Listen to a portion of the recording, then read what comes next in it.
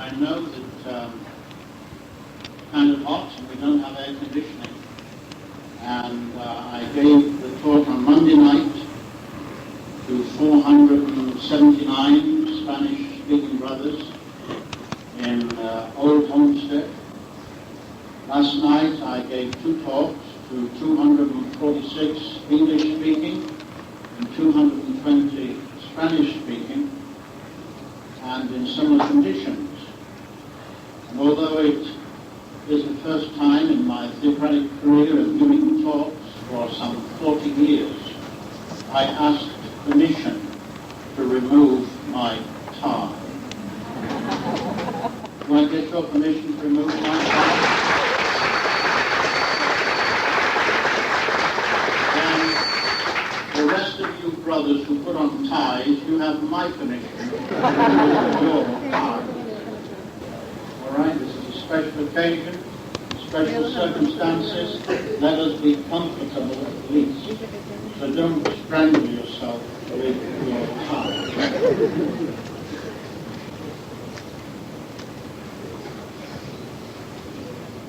Don't use this as a precedent.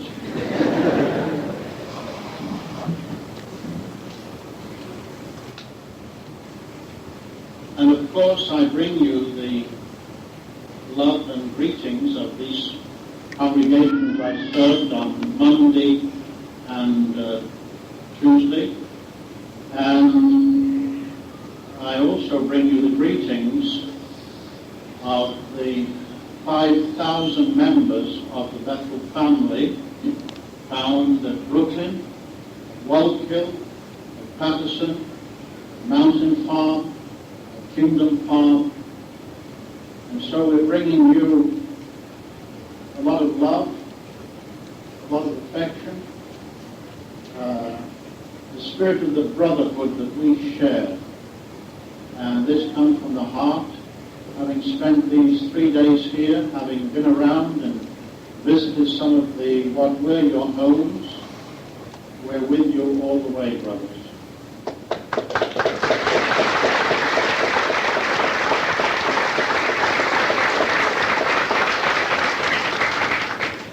Before I enter into the theme of the talk, which is this good news must be preached first, I think it's appropriate that we do talk a little bit about what has happened, about Hurricane Andrew, and what it has done to you and has done for you. It is not the first time that I visit a disaster area. I was sent by the Society down to Colombia in 1985, December of 85, to attend the convention in Bogota and to present the public talk. The following day I asked for a jeep to take me down to Armero. Armero on the River Magdalena, across the mountains, and that was the worst disaster I have ever seen. Armero was totally wiped out. An avalanche came down from the mountain at something like 20 miles an hour, a huge avalanche of mud, ice, rocks, boulders, trees, everything it took in its path. And it swept out of the canyon into the town of Armero to a height of at least 50 to 60 feet deep of mud. I took measurements. I climbed up from the riverbed to the top of the barranco, and there was a big tall tree, and 25 feet up that tree was where the mud reached. And that took away 20,000 people who were never found, who were buried with the town 2 miles further on, because it swept the town away. There were no walls to be found, no doors, no indications of any city, except for the strong box of the Bank of Colombia. And a brother who had been a special pioneer in that town said, "Brother, I can only tell you where we are, because I recognize that as the strong box at the Bank of Colombia. Otherwise, I said, there's no way I can identify this town. And when Armero was destroyed by that natural disaster, we lost a whole congregation of 47 publishers who died in that disaster. Now, I know it's small consolation for me to tell you that, but we have come out winning. I know it's a tremendous trauma to lose your home, to lose your possessions, but we've come out with something more important than all the homes and all the possessions. What is it that we have, brothers?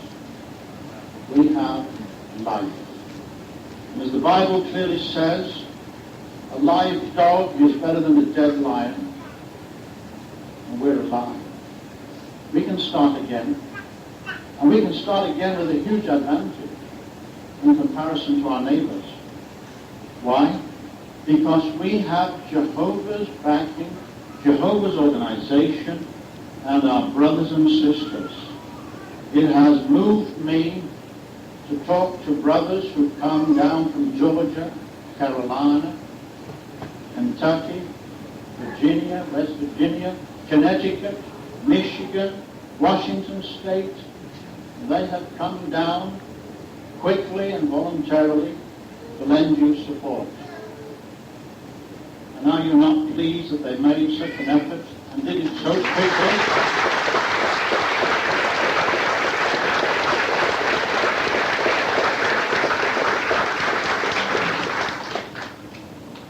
When I arrived here on Monday, I first went to the big Spanish group down at Old Homestead. And to tell you the truth, when I walked into that hall, I thought the talk was at 6. They had been told it would be at 5. I walked in at 5:10. I said, I want to get there early just in case, I need to check things out. And there we have the hall packed. And I've already been to visit some of the brothers in their devastated homes. And when I saw all those brothers and sisters there, I probably prayed to Jehovah harder than I've prayed for a long time. Because I didn't know if I could give the talk. I didn't know. Because I wept and they wept. And what I want to say to you, brothers and sisters, if you haven't grieved, and you need to, if you need to, then you grieve. Don't be ashamed. It's not a shame to weep or cry over such an experience, over such a loss. Because once you've done it, then you've done something that's therapeutic. You've relieved yourself of all that built-up tension and pressure. And now you can get back to life and facing the test of life.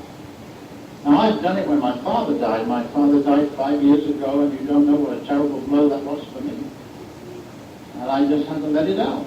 Even though I'm supposed to be a Brit, the British with a stiff upper lip. Don't show your emotions. Be phlegmatic. Well, my 22 years in Spain and Portugal taught me that that is not the way to be a normal person. A normal person expresses feelings, joy and sadness and happiness. So I'm just saying to you, brothers, don't be ashamed. Don't be ashamed. But recognize Jesus wept. Remember that? Jesus wept. And David mourned. And David also went out in the streets and danced on another occasion. You see, the Hebrews are Mediterranean people, and the Mediterranean peoples are sunshine peoples. The Mediterranean peoples are like your island peoples. You've got some of the island peoples here, from Jamaica, Trinidad, Tobago, and all that. These are sunshine people. And they're very spontaneous. And you notice that. It's a different culture. But they're not going to suffer so much because they're going to express it. So that's just a brief message I want to give to you, brothers, as an encouragement. And also to get things in perspective. As we know that out there the false religionists are spewing forth what we would call in England a lot of twaddle. Twaddle or spiritual garbage about why this has happened. Some say it's a punishment from God, and others say that he needs more angels. And that is blasphemy. It is blasphemy.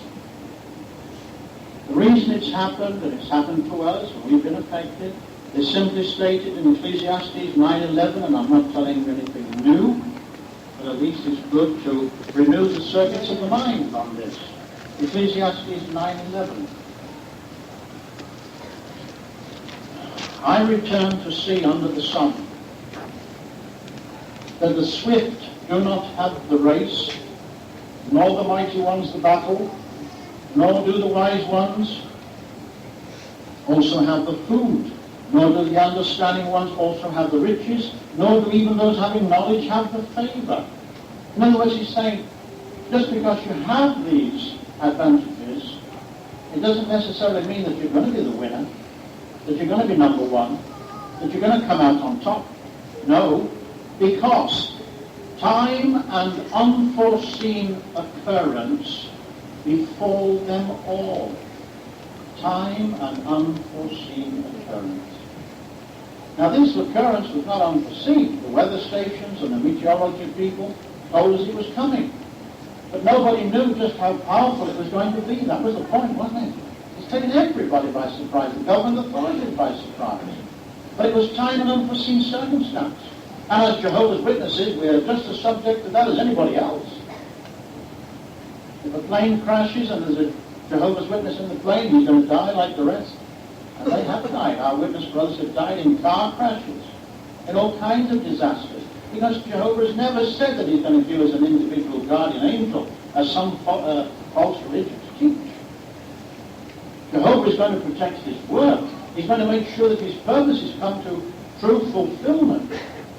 As individuals, we can pray for a sound mind, for discretion in the way we drive, in the actions we take. But we cannot expect Jehovah to be individually saving our lives. He's guaranteed to save us our everlasting life. We have there in Matthew 10:28. The thing is, time and unforeseen occurrence befall them all, and that is what has happened to us.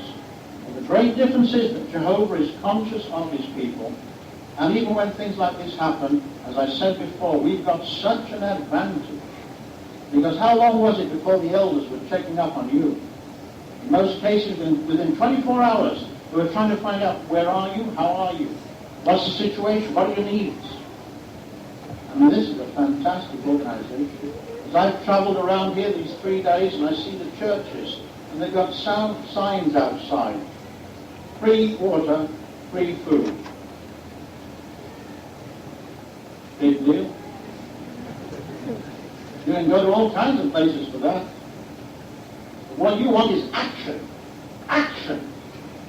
And that means you see people suddenly on your roof, fixing your roof for you. As I went yesterday to the home of Brother Crespo, and there were 18 brothers from Georgia and other states hammering away to get his roof fixed.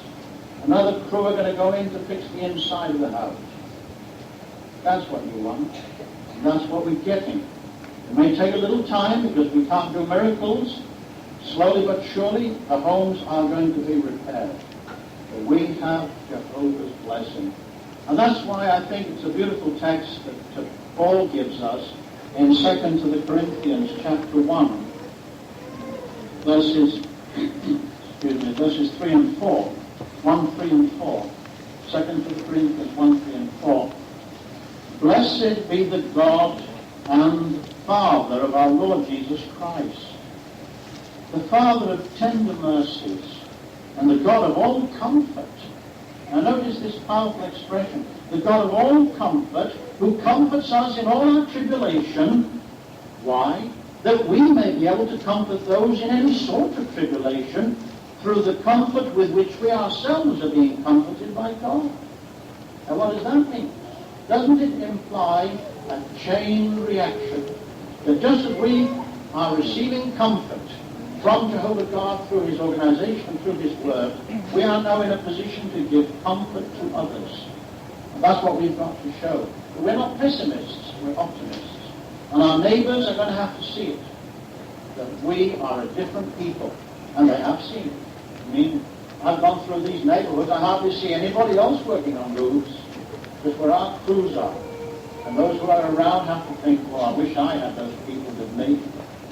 They tell me the story of one man, the brothers turned up in a truck, they were going to go in and help. He didn't want them, he didn't know why they were there, he maybe thought they were losers. He said, get out, get out, get out. Well, I said, okay, that's the way it is, he doesn't even want to listen. So they drove out, went into the next drive, went to the neighbor and said, look, we've come to help, you want us to fix your roof? Well, the man couldn't believe it. The brothers climb up and they're fixing his roof. Oh, the neighbor next door thinks, what on earth have I done? What did I do? Well, he found out. He found out it was Jehovah's Witnesses fixing a neighbor's roof. So he called his minister. He said, hey, the witnesses there, they're fixing a neighbor's roof. What is our church doing? Oh, well, he said, we're not organized for that kind of thing, the minister said. We're not organized for that kind of thing. And I'm sorry, we can't help you there. But don't forget to send your donation, will you? Don't forget to send your donation. What spiritual poverty. We have Jehovah's organization that gives us comfort so that we can share comfort with others. And really what the governing body has done is based on the example that first arose back there in the first century in Acts chapter 6. This is quite an interesting account because we find it hard to believe that it could happen. But it did happen in the first century. In Acts chapter 6, verses 1 to 4. Now, in those days, when the disciples were increasing, a murmuring arose on the part of the Greek-speaking Jews, Christians, against the Hebrew-speaking Jews who were Christians. Why? Had they suffered a hurricane? Had they suffered an earthquake? Because their widows were being overlooked in the daily distribution. And so here we had two linguistic groups within the congregation, and they were falling out because they thought their widows were being neglected. Well now, what did the governing body do? So the 12 called the multitude of the disciples to them and said, it is not pleasing for us to leave the word of God to distribute food to tables. So, brothers, search out for yourselves 7 certified men from among you, full of spirit and wisdom. And notice they didn't think, well, this is no big deal, so we can just get a hold of any brothers. No, we want qualified men to handle this situation, that we may appoint them over this necessary business. We shall devote ourselves to prayer and to the ministry of the word. Now, likewise, today, the governing body. You didn't expect the governing body to come down here. Did you expect Brother Franz to come down here? 99 years of age, I believe, in September. This is September. His next birthday, 99 years old. Brother Ganga's in his 90s. Brother Booth in his 90s. Several others in their 80s. And these brothers, they're fully occupied doing their work as the governing body up there in Brooklyn with their weekly deliberations. And 6 or 7 of them are fully occupied on the road every year, going around the world, not going around America, going around the world on zone overseers. Others going out to the Eastern European countries, going into the republics of the former Soviet Union to make sure the branches are getting organized. And see, they are dedicating themselves to prayer and to the ministry in the most direct way. So what have they done? They have appointed a relief committee. Just like the 7 appointed, wise, discreet men, you have a relief committee functioning from Fort Lauderdale and also with the backing of the other brothers of the Plant City. And that's how things are getting done. And we're using the Kingdom Halls as depots to get the working groups out with all the equipment they need. But isn't it marvelous to see how this is being done based on that scriptural precedent? All we're doing is following the scriptures and the governing body following the scriptures. But I can assure you they're very conscious of your situation. On the first day it was mentioned at the table, at the Brooklyn breakfast table. They've been giving us reports. And as you may know, the governing body immediately sent instructions that from the society's funds, they should immediately set aside $300,000 towards helping this relief effort. And then they did something that's never been done before. They instituted contribution boxes in the lobbies of all the Bethel buildings.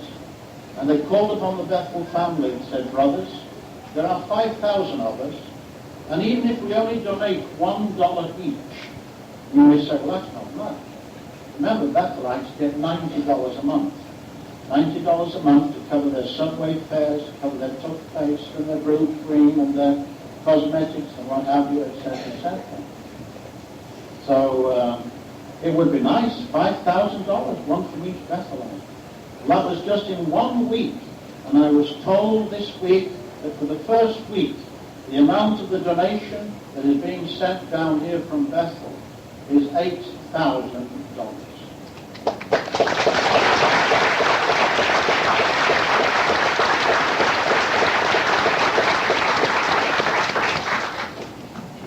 So you are in our hearts, you're in our prayers, and you're in our actions. And certainly this is applicable to the governing body. Now what has happened not just here. While you've been recovering from Andrew, a lot of people have been wiped out on the island of Guam. A lot of people have been wiped out in Nicaragua because of, we call it in Spanish, maremoto. Not an earthquake, but a seaquake, sending a vast wave and inundated towns on the shore of Nicaragua. Of course, Louisiana also got its share of Andrew. And the society, the governing body, they're watching all of these places, and immediately they check. Immediately. They find out, do you need help? The Bahamas, which island was it? Elefthera, I think it is. It sounds like a Greek name to me. It looks like a Greek. But that island suffered terribly. But immediately the organization has contacted them, and they say, no, we can look after our problem. They contacted Guam. They said, no, we can look after the problem locally. Thank you very much. You see, the organization is taking action. And what is happening, really we expect things like this, because in Luke 21, verse 11, Jesus said that there would be a time of great earthquakes and pestilences and food shortages and fearful sights. And it is a fearful sight, whether it's what I saw in Aromero or what I have seen as I've gone around today. I went to a park of mobile homes where Brother Kaifa, is it Kaifa? Do you hear Brother Kaifa? Is it Kaifa you say? Eh? Kaifa.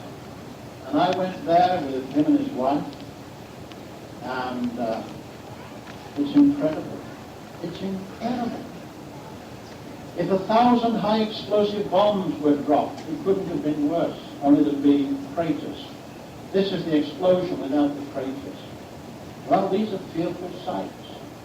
And these cause anxiety, even as Jesus prophesied in verse 25. We can apply the words also in this way, that there would be anguish of nations not knowing the way out.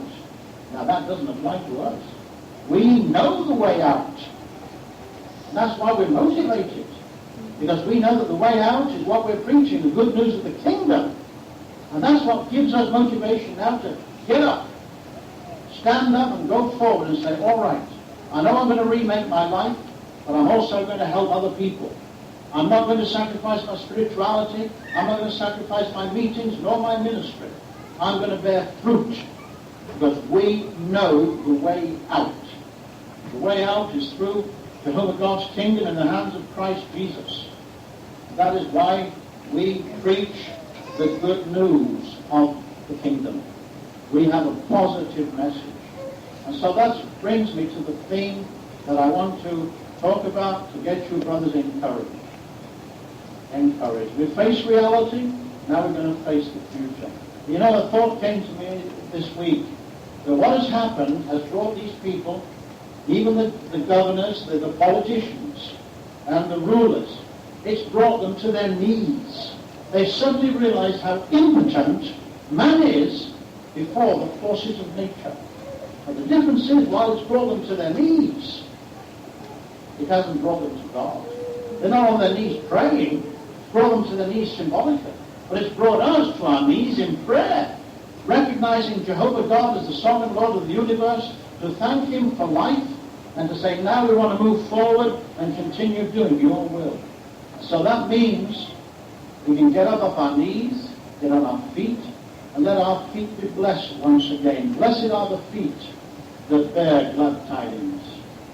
Now, Jesus said that the good news would have to be preached in all the world as a witness. And I know that all our children here know the scripture that says that.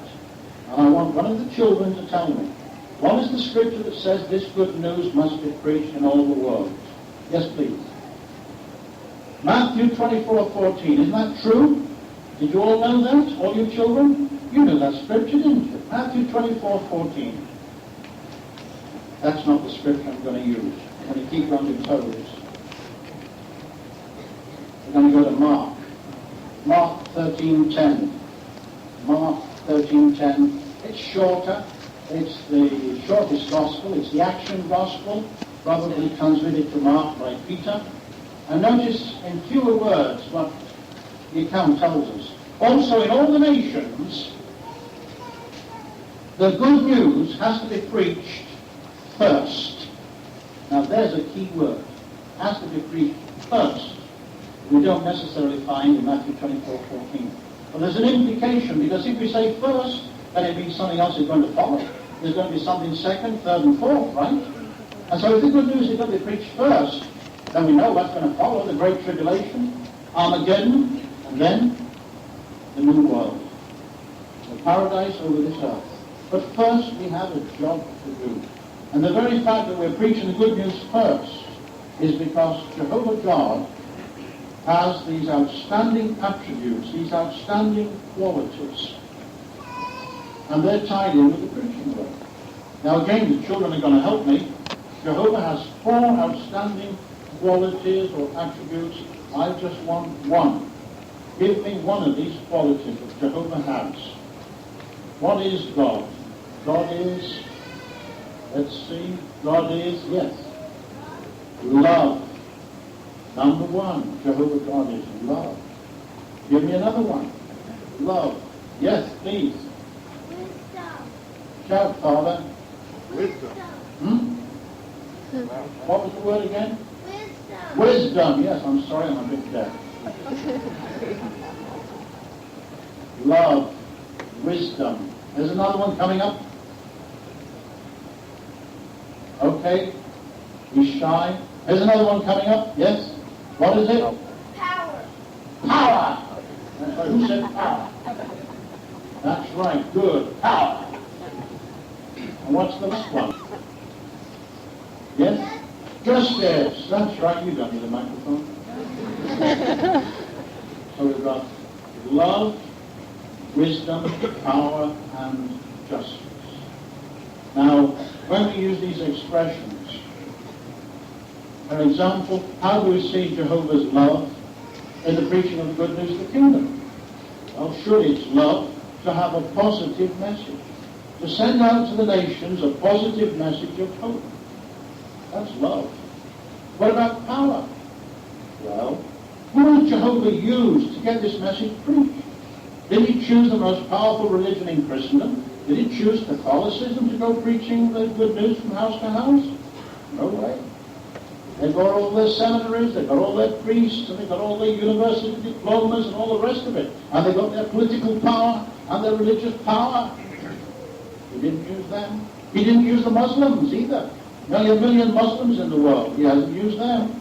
They're not preaching the good news of the kingdom. They're just telling their fanatics to die for Allah and immediately fly to heaven and have life with some voluptuous, dark-eyed females.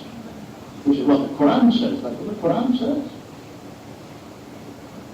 Now, Jehovah's chosen the weakest of all peoples, Jehovah's Witnesses. Jehovah's Witnesses. Jehovah's Witnesses. Well, they don't even vote. I mean, who do you know who's famous who's a Jehovah's Witness? Well, we used to have Michael Jackson. That was said used to. You see, we don't have any power. We have a few brothers and sisters who've got a college education, but proportionately not many. And we don't have very many millionaires. And yet, Jehovah has accomplished a remarkable miracle. And now there's nearly 4.5 million people preaching from house to house so effectively that we've got millions of Bible studies. People are flocking to the truth. And yet we are the weakest of all the people. They look down on us with disdain. And what they're failing to recognize is that while they're ignoring us and thinking we don't count, we are growing and growing and growing, and suddenly we're sprouting out in front of them. So that, for example, one writer said about the Watchtower Society in Brooklyn, this was about 4 or 5 years ago at least, he said the Watchtower Society is to Brooklyn Heights what the Vatican is to Rome. Think about that. And that is true. You cannot call us, as we say in Spanish, 4 little cats in a corner, cuatro gatos. No, no, no. We are now a powerful, worldwide teaching and preaching organization. And why? Because Jehovah is a God of power. Then we spoke of wisdom, and certainly it is wisdom for Jehovah to have this message preached in all the earth, to give an answer to his adversary, Satan. There is wisdom to refute the liar, and also for his people to show their integrity under all circumstances. And then finally, justice. Now, where does justice come into preaching the good news first? How is that just?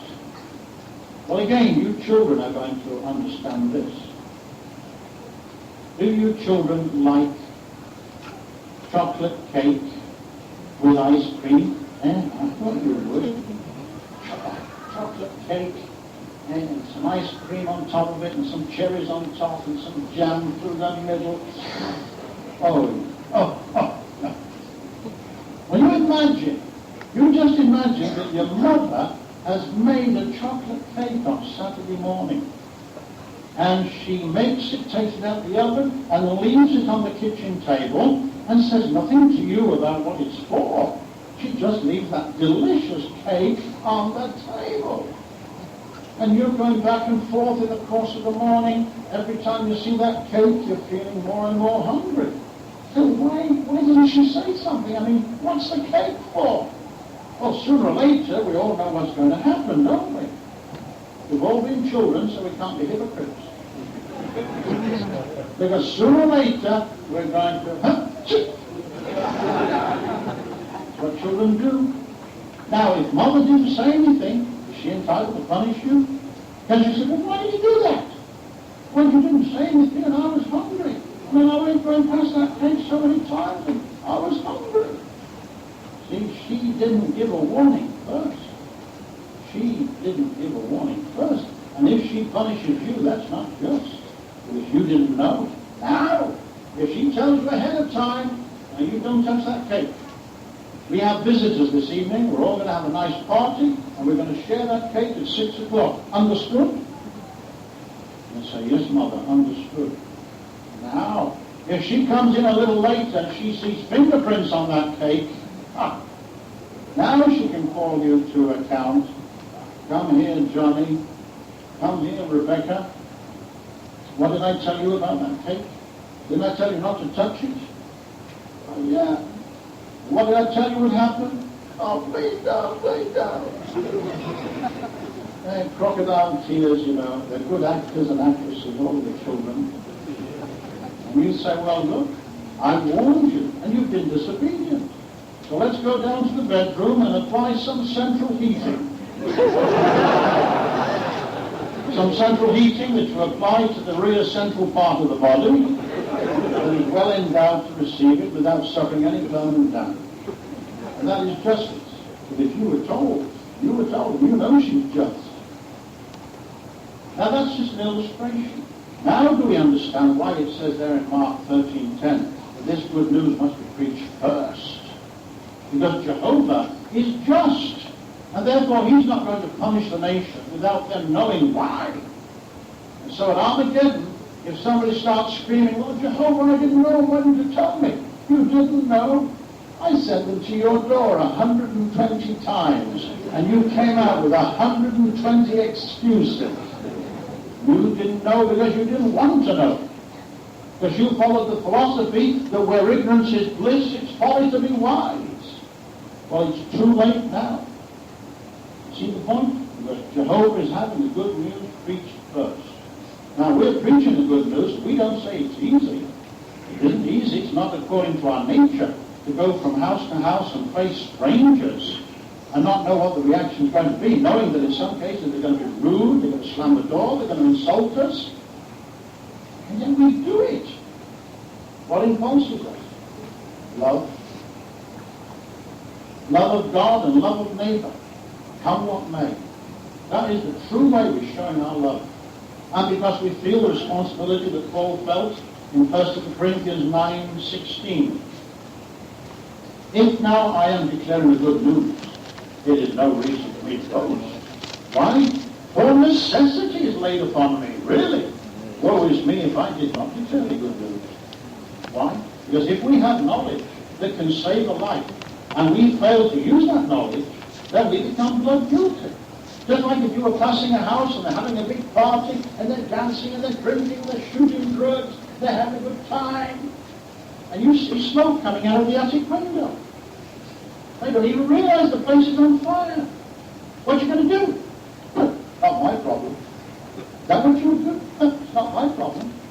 You don't have to be a Christian. You just have to be a good citizen to say, wait a minute. They're enjoying that party. They don't even know they've got a fire in the attic.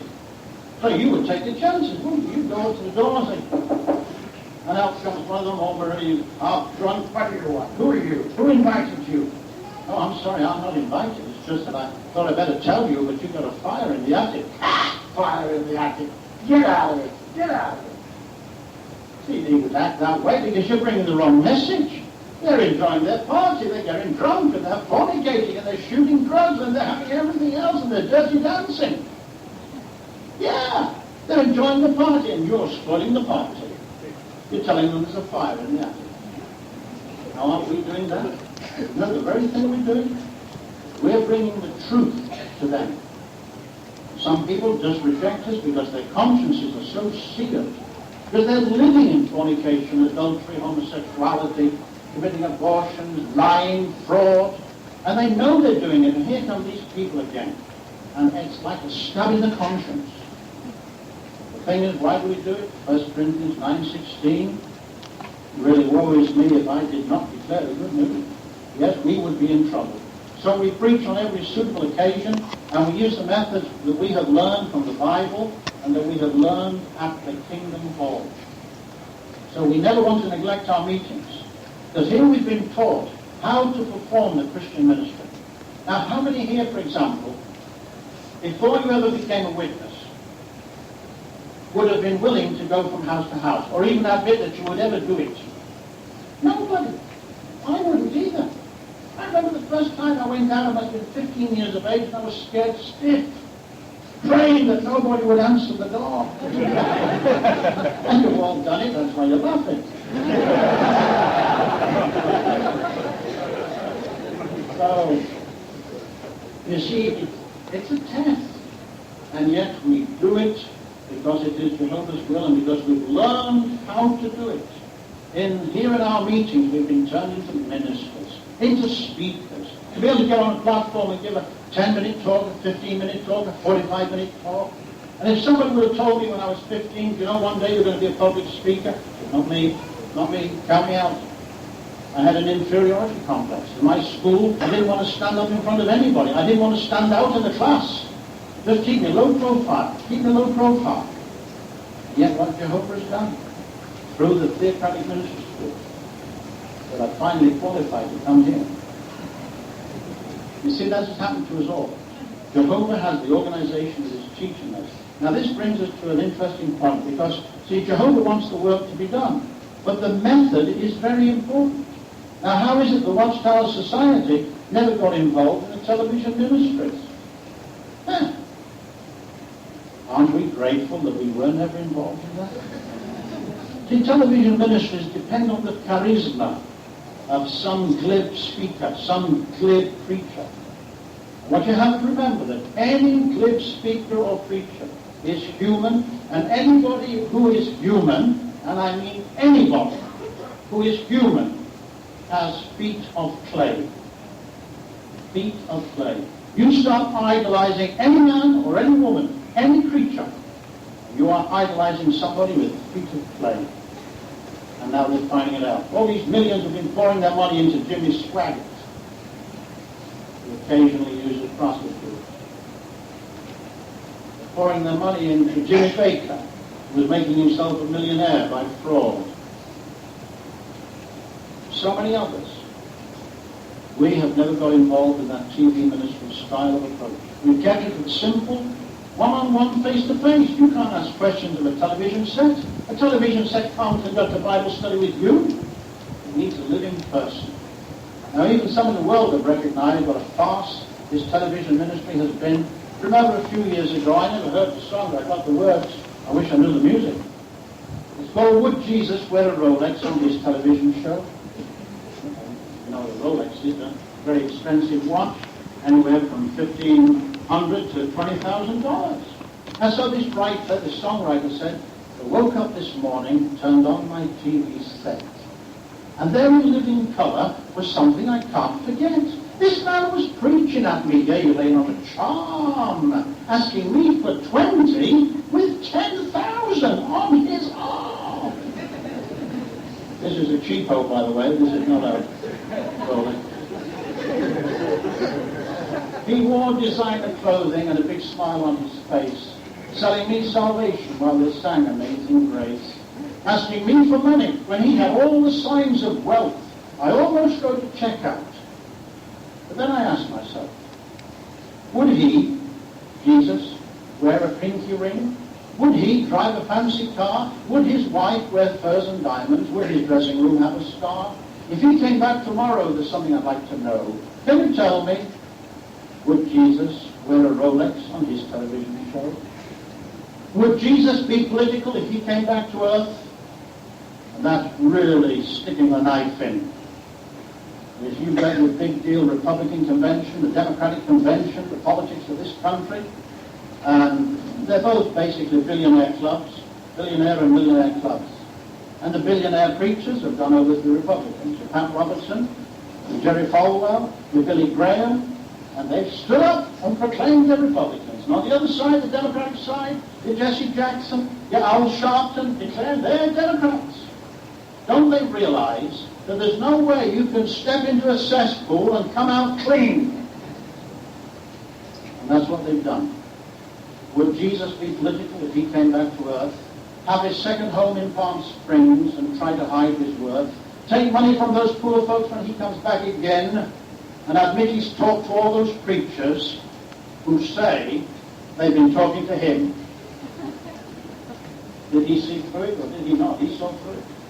Well, we can be grateful that Jehovah God has kept us free of such influences and that we have our house-to-house ministry. And our house-to-house ministry, based on Acts 20:20, is a trademark of Jehovah's Witnesses.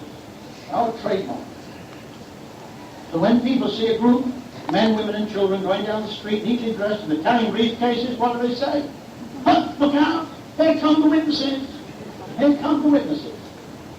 And to such a degree that they have included us in their cartoons, in their jokes. A couple of years ago, when there was the earthquake in San Francisco, remember? And a few days later, Johnny Carson had his show, and he asked Ed McMahon, you know, the one who plays dumb, and he asked him, tell me, who are the safest people in an earthquake? And Ed McMahon said, I don't know, who are they? Why? Jehovah's Witnesses. Ed McMahon said, why Jehovah's Witnesses? Because they're always standing between the doorposts. As any architect or engineer will tell you, if you can't get out of the building in an earthquake, get between the doorposts, because it's one of the strongest parts of the construction. But you see, Johnny Carson knew. He has witnesses working for him. He knew about our ministry. Now, is that a bad joke? It's a good joke. because it is highlighting the positive feature of Jehovah's people, our house-to-house ministry. And so many of these. Let me give you a couple more.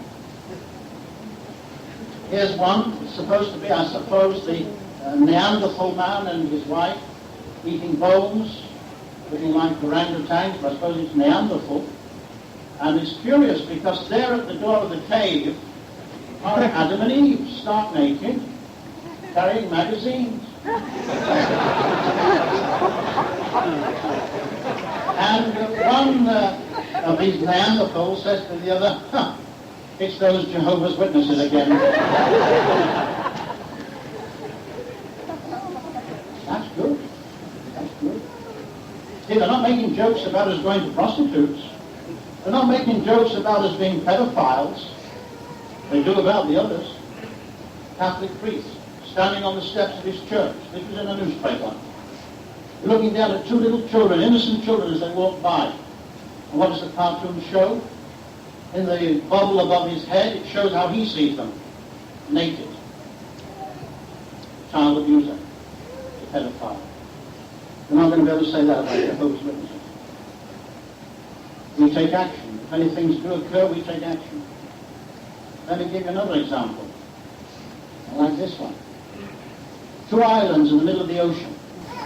And on the rear island, two men are building something, and on the front island, one is saying to the other, oh, I was afraid of this, Charlie. Those Jehovah's Witnesses are building a raft. They're going to preach to us. That's a good joke, you know. And remember, brothers and sisters, if they do this kind of thing, you know why? Because of you. See, you and all our brothers and sisters worldwide, we've all contributed to this trademark of preaching of the good news of the kingdom. There's another one, a man trying to sell a house, all buried in the jungle, undergrowth and everything. He says to the clients, let's see them try to deliver the watchtower to this place. Little does he know. Because if there's a road, we go down it. If there's a highway, we go down it. If there's a path, we go down it. If there's a track, we'll go down it. If it's in the middle of the jungle, in the middle of the desert, we will find them. Even as in Australia, they had a case there where a criminal, they couldn't track him down for 10 years. Finally escaped from Australia and died in Spain. And the people said, well, how come the Australian police couldn't find this criminal? And the reporter wrote, they had the wrong people on the job. That's what he said. The briefcase brigade comes down like that, he said, with a smile on their faces and patting my dog. See, the message is, nobody is going to stop us. And I love this one too. This is an airplane flying at 30,000 feet, and there are two parachutists, free-falling parachutists. And believe it or not, they're offering magazines through the window for them. And one of the passengers said, you don't often see Jehovah's Witnesses at 30,000 feet. Well, I don't recommend this method of preaching. But you see, the whole idea is you're not going to stop them. And I know because I have offered magazines at 35,000 feet. Not in a parachute, of course. But I was doing a trip back to England in '87 when my father died. The plane was nearly empty, so I thought, well, nothing ventured, nothing gained, and I always carry magazines in my camera bag or in any bag that I have. So I asked permission from the stewardess, could I go and visit the flight deck? So she asked, and I said, okay, because I told them I was a writer. So I got into the flight deck. So there's the pilot, the co-pilot, the engineer. So I asked a few technical questions to make it look like I was interested in their aeroplane. And then I brought it around to who I am and what I do, and I finished up leaving 6 magazines on the flight deck. Well, on the way back, I thought if you've done it once, you could do it twice. It's British Airways, you're British, have a go. Did it again. Into the flight deck, and the view of the flight deck, let me tell you, the pilots have the best view.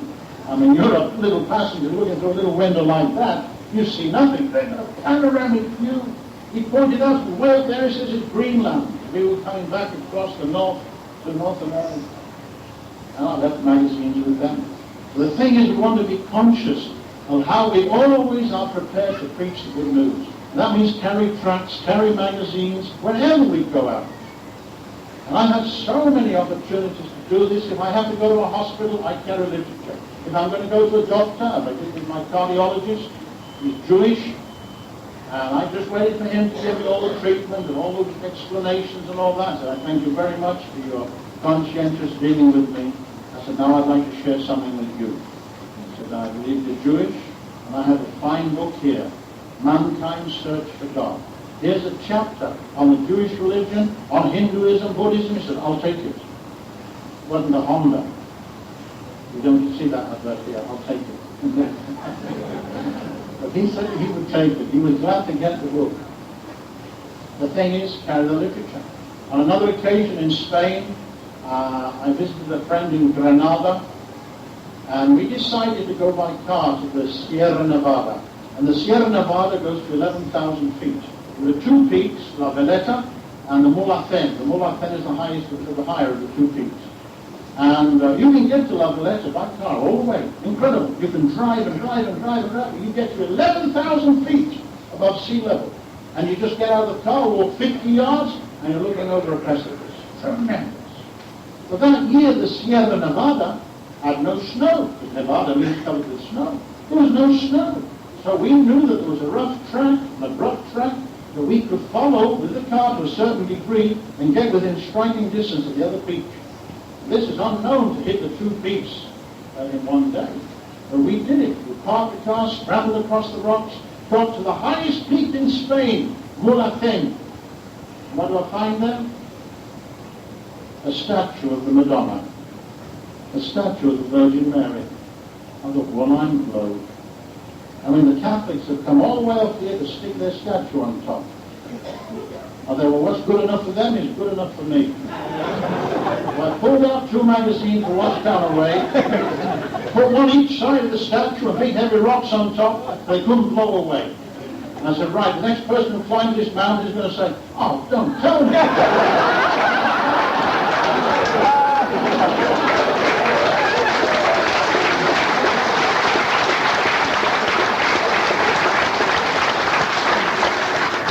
You see, brothers and sisters, it's a matter of being motivated, of wanting to share the truth with others on every occasion, whether it's in the formal preaching or the informal preaching.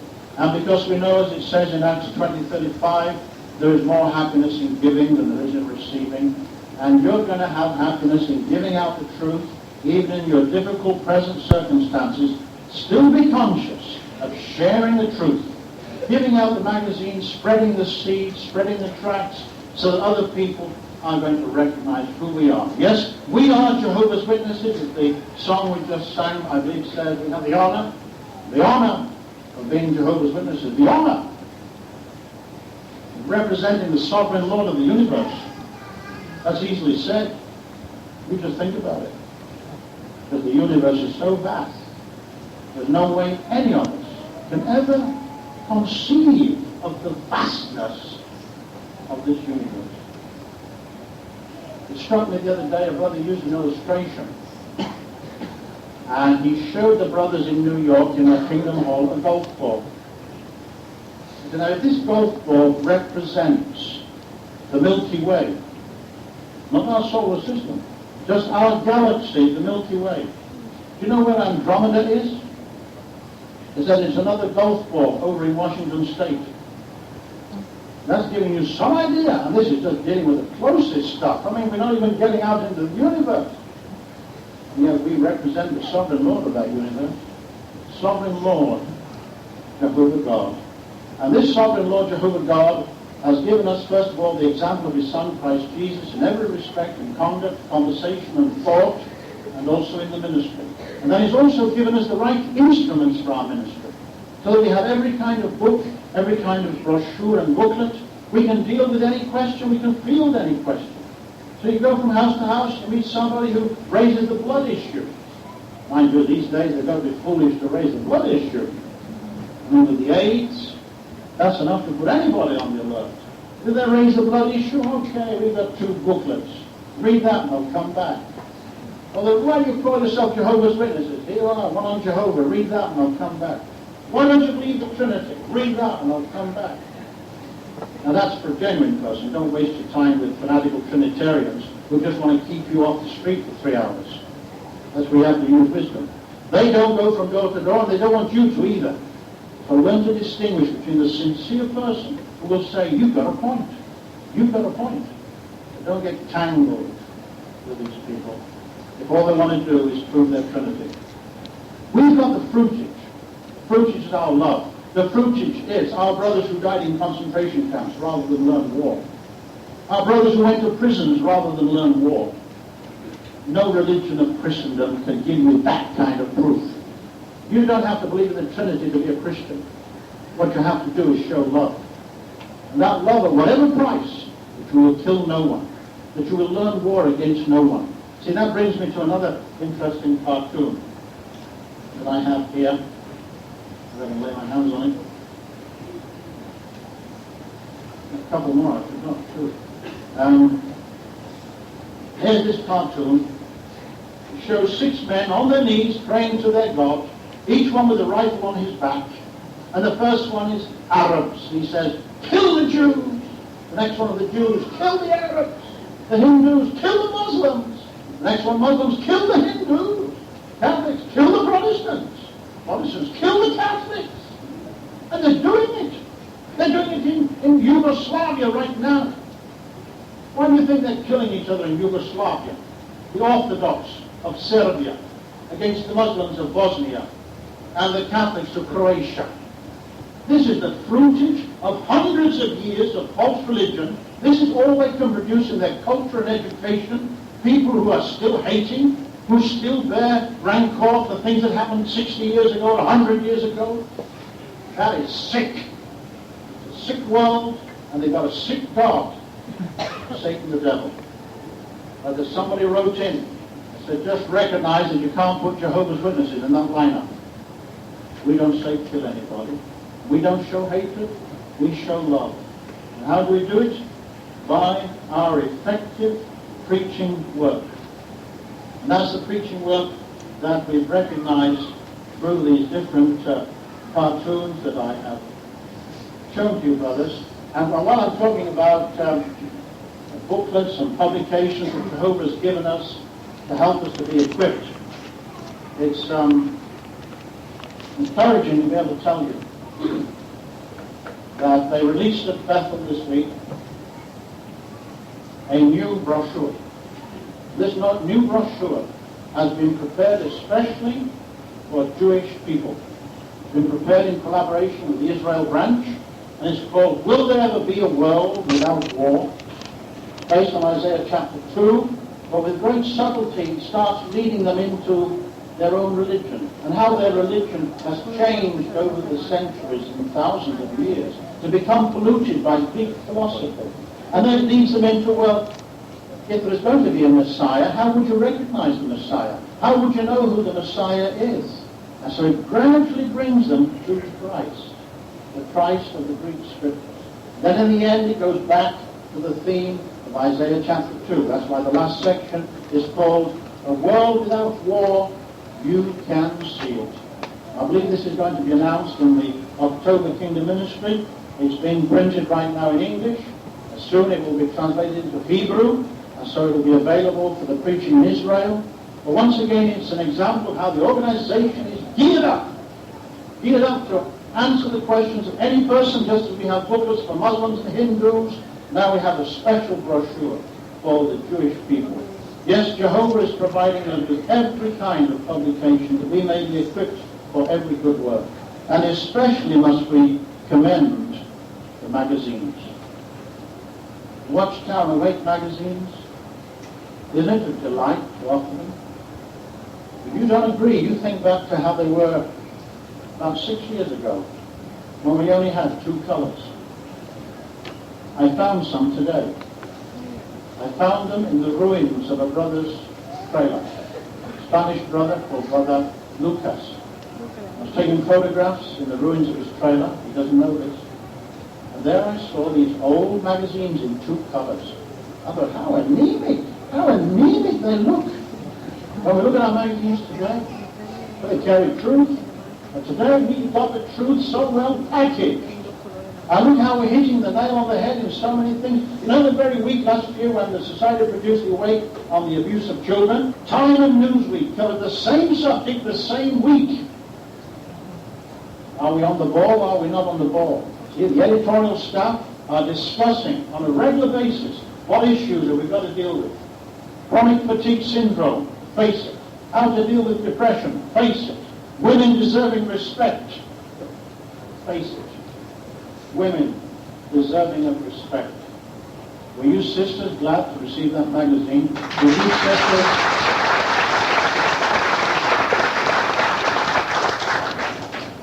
I'm not playing to the gallery. Because I've got a question for you brothers. Did we read it? Do we brothers also appreciate what this magazine was putting across? Do we brothers? Do we appreciate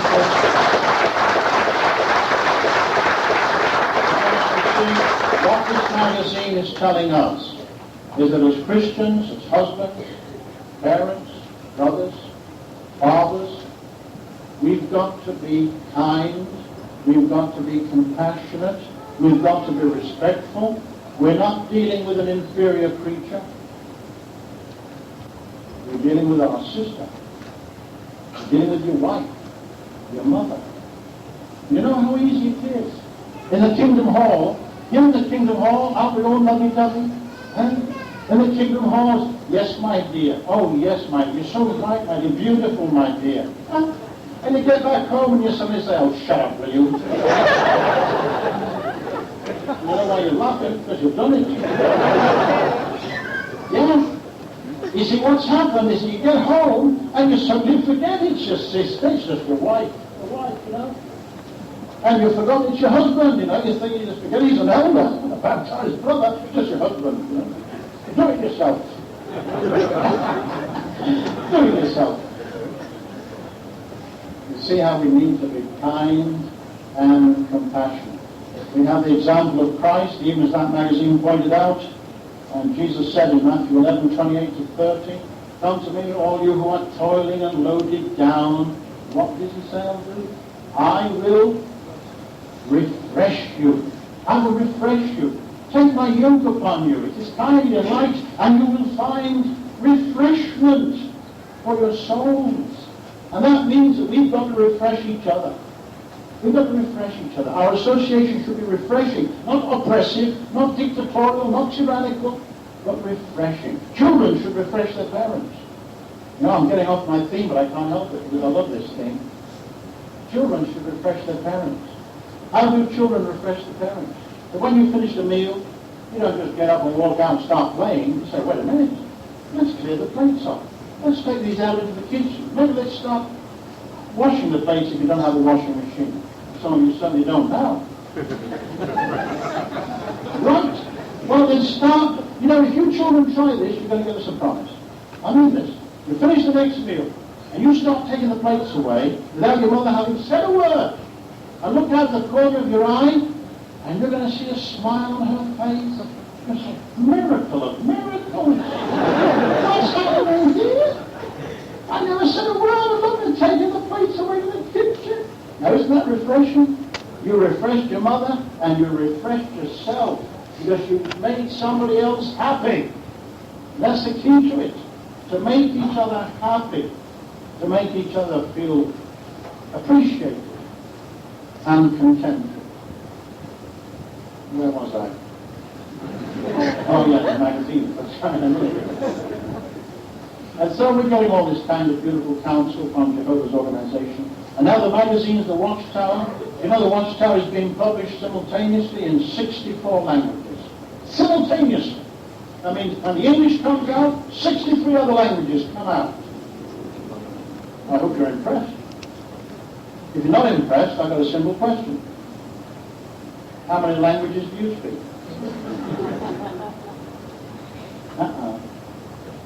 We're talking 64 of the principal languages used on this earth. And you know when it struck me, brothers, when I was down in New Zealand 18 months ago, and we went to the Watchtower, and I suddenly thought, wait a minute, because I knew where I was in New Zealand, and I suddenly realized, I'm studying the Watchtower, 18 hours before they ever do in America. Because you see, it may come as a surprise for you to know, and perhaps a disappointment too, but the day does not start in America. Excuse my irony. The day starts over in the Pacific, where the international dateline is. And so as a result, they're already having their day in New Zealand, Japan, Korea, Taiwan, Hong Kong, Indonesia, the Philippines, Australia, hours before we do. And they're holding their meetings hours before we do. But they're using the same watchtower, because they've got it in 64 languages. Now that is marvelous. You think what it means to translate the English straight away into 64 languages? And we can do it thanks to computer systems. We can do it thanks to Toshiba laptops. We can do it thanks to diskettes. We can do it thanks to fax machines. The organization is making use of all of these methods. You know what impresses me, brothers? That I know there's a little sister up in Kathmandu, the capital city of Nepal, in the Himalayan mountains. And that little sister has a Toshiba laptop that the Watchtower Society supplied to her so that she can translate the Watchtower into Nepali, the language of her nation. She sends a diskette down to Sri Lanka. They print the magazine and send it back up to Nepal. And that's just 200 or 300 publishers. The society is doing it. And so here you have the Watchtower, September the 1st. English, the Watchtower. Spanish, La Atalaya. Greek, Ispopia. Italiano, la Torre di Guardia. Deutsch, der Wachtturm. Polish, Strażnika. Français, la Tour de Garde. Portuguese, Sentinella. I'm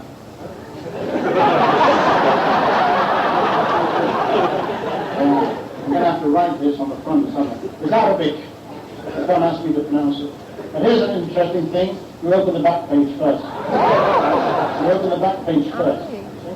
There's a Semitic language like Hebrew, and so you read from the back to the front. But the thing is, in Arabic at the same time that we have it in English. And then, yeah, that one has got to be Japanese. That's Japanese. And this one is Chinese. I can tell because it's more complicated. And this one is the simplest of the three. This is Korean. All simultaneous with the English. And at the same time, they're getting these beautiful magazines in Hungarian and in Russian and in Ukrainian and in up to 64 languages. You know, brothers, today we were out on a mobile park. As I told you, most of the homes are demolished. And there's a group of men there, neighbors, we've got a big sign out. Looters will be shot. We've shot 2 and killed 1. But we went up to talk to them. And at the end of the conversation, I brought out magazines. I said, yeah, we publish these magazines in many languages. They go, well, you got it in German? Yeah. And straight to my camera back, German. We're back to them. So he got it in German, his friend got it in English.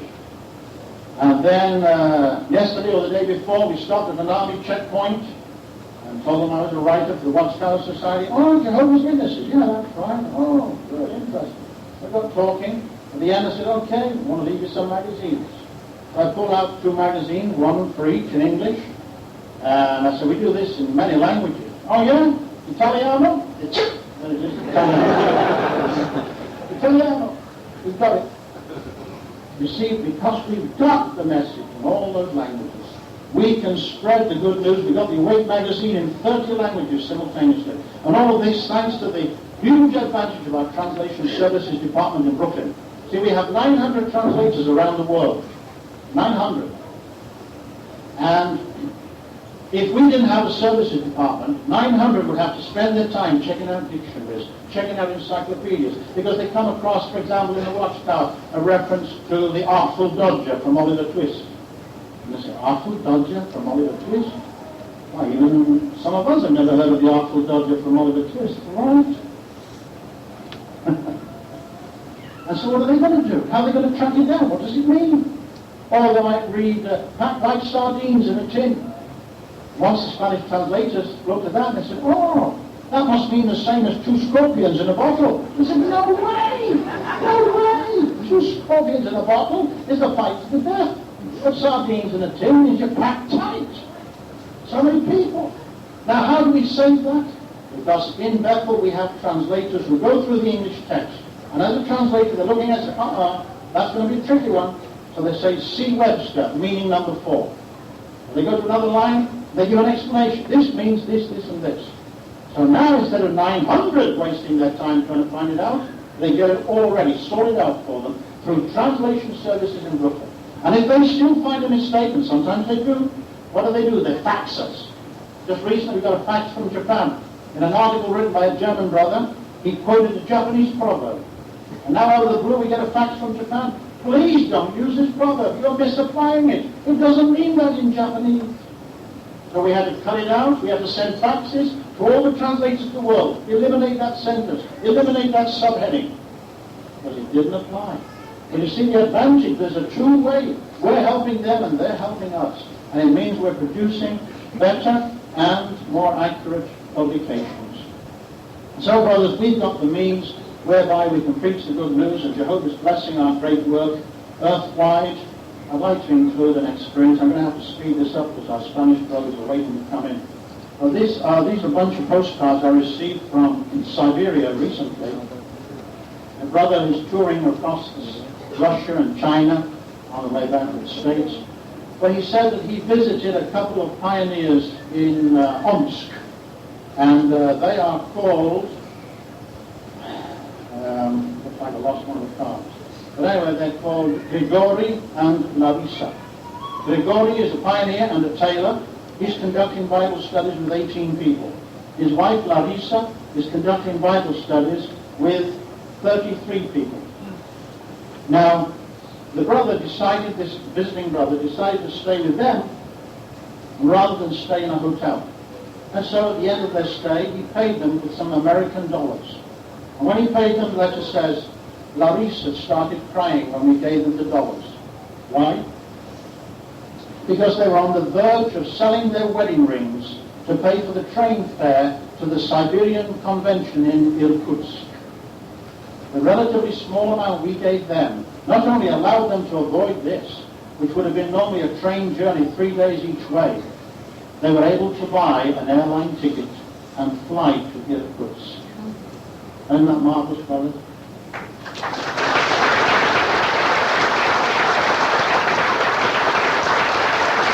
You see, it helps us to realize that there are a lot of things we take for granted.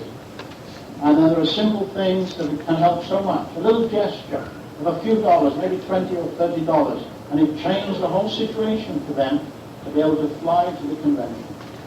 And you see, all of this is tied in with the great work that we're doing, and Jehovah's blessed us so much. You know that in 1943, we were only 126,000 witnesses in the world. You think about that. 126,000. Maybe some of you were in the truth in 1943. Anybody here in the truth in 1943? That means 1, 2, 3, 4. Let's see. 5, 6, 7, 8, 9. We have 9 veterans. Now, do you realize these 9 brothers and sisters were in the truth in 1943? How old were you then? Well, most of you weren't even born. But these brothers and sisters in 1943 still believe that with their 126,000, they could preach the good news of the kingdom in all the world first. They thought they could fulfill Mark 13:10. Not trusting in themselves, but trusting in Jehovah God. And here they are, alive today, these 9, to be able to say, here is a miracle. Here is something that I never expected. 4.5 million witnesses preaching around the world and known worldwide, even into the jungles of Papua New Guinea, into the outback of Australia, into the cuevas of the Andes. They know Jehovah's Witnesses. And now we have 12 countries that have more than 100,000 witnesses in each of those countries. Now, we've got some countries that have 3 times more witnesses than we had in the world back in 1943. I normally ask the children, but we're under the gun.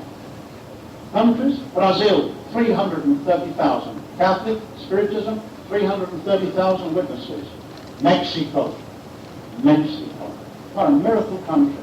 Preaching for so many years without a Bible, no songs, no prayers, cultural association, and now suddenly they've been legalized and they're coming out into the open. 336,000 witnesses in Mexico. Over 1 million attended the memorial. Think about that. Those poor Mexicans. They get so ill-treated when they come up here. And yet how they're responding to the truth. The good news of the kingdom is reaching them. In Nigeria, Africa, 150,000. The Philippines, 110,000. Poland, the Pope's own country, 106,000. Here in the United States, nearly 900,000. Italy, the Pope's backyard, 192,000. Germany, 158,000. France, 120,000. Canada, 105,000. Japan, 166,000. And last but not least, Britain. Yeah, 126,000 in spite of the stuffed shirt and stiff upper lip. They have 126,000 there too. In other words, we have as many witnesses in Britain, in one country, as we had in the world 49 years ago. So Jehovah is fulfilling Isaiah 60:22, the small one is becoming 1,000. And so, brothers, in conclusion, we've got encouragement. Never mind about Andrew, that's in the past. What we've got to think about is our ministry for the future and how Jehovah is going to bless us much more. Your problems are going to be sorted out step by step, trusting in Jehovah and making an effort, doing something about it, and even making use of the facilities that the government may offer to get aid and help by whatever means is legal and proper. But the thing is, we still want to carry on preaching the good news first. As Paul said in 1 Corinthians 15:58, consequently, my beloved brothers, become steadfast, unmovable, always having plenty to do in the work of the Lord. Because with plenty to do in the work of the Lord, Satan doesn't even get a look in. There's no way he's going to get a hold of you. You're too busy. You're too busy. And so, you know the expression that Satan finds work for idle hands to do? No idle hands, no idle feet. Preaching and doing Jehovah's will. Yes, because there's plenty to do in the work of the Lord, knowing that your labor, our labor, is not in vain in connection with the Lord. Now, isn't that wonderful, brothers?